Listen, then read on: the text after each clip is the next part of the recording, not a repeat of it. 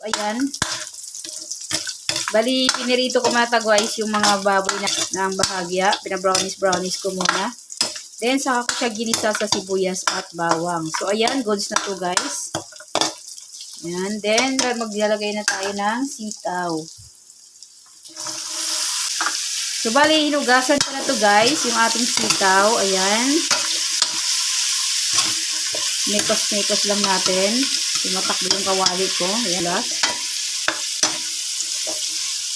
Masyadong napakalupot ng aking kawali. Ayan, gisa lang natin guys, ng bahagi ang ating sitaw. Nagluto ako para baon ni Mika. Kasi may pasok pa siya. Hindi pa guys bakasyon ng mga college. Ayan, may mga pasok pa yung mga college. So, bali walang bakasyon si Mika. Wala dire-diretso ang kanilang pasok kasi trisim sila. So, ayan, maglalagay tayo dito guys ng ibang pampalasa. Maglagay tayo ng kaunting bitchin dito. Ayan, tak. Ajinomoto, ang sarap. Lalagay tayo ng paminta na powder. Ayan. Mekos lang natin.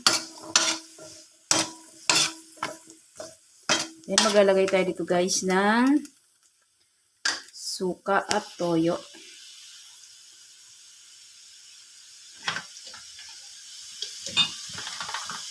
Ayan. Silver Swan guys ang aking nilagay na toyo guys. Ayan. Tansyahin lang natin guys kasi baka maalat. So, ayan, goods na yan.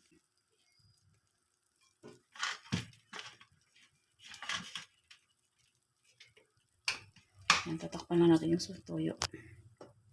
Then, halo-haloin lang natin.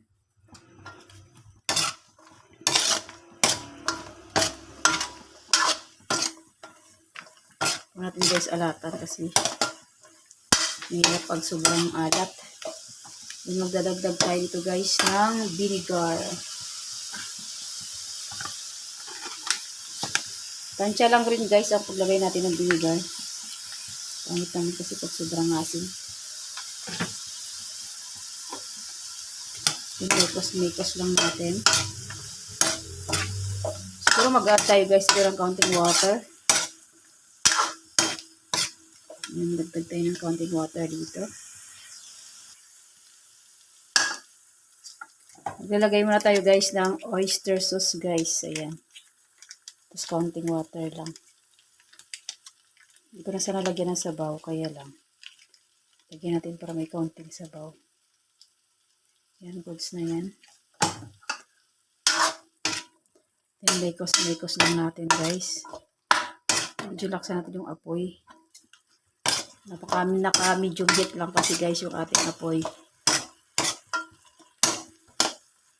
Nilaksan ko yan. Maglagay lang tayo guys ng kaunting water dito guys. Para may kaunting sabaw.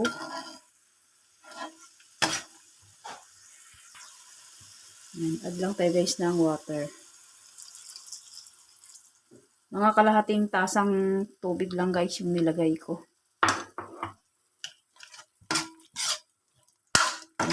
Mekos lang natin. Nakadepende guys sa inyo kung gusto niyo guys na maraming sabaw. Goods naman. Kasi ako konti lang nilagay ko sabaw. Ayan guys, tignan natin yung ating adobong sitaw kung luto na. Ayan, luto na siya guys. Kaya lang marami pa siyang sabaw. Ayan, medyo tuyo-tuyo lang natin ng konti. Ito na guys yung sitaw natin. Oh, ayan. Nabibitak na siya.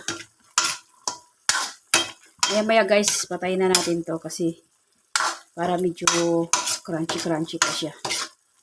So yan guys, balikan natin mamaya guys. So yan guys, tignan natin kung luto na yung ating adobong sitaw. Ayan, goods na to guys. Malambot na siya. Ayan, pwede natin patayin ng ating kalan. Ayan, nabibiyak na yung ating sitaw. Nakahati na siya sa gitna. So, goods na to guys. Ayan, papatayin na natin yung ating kalan.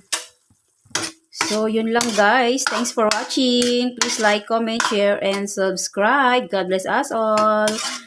So, yun lang guys. Bye!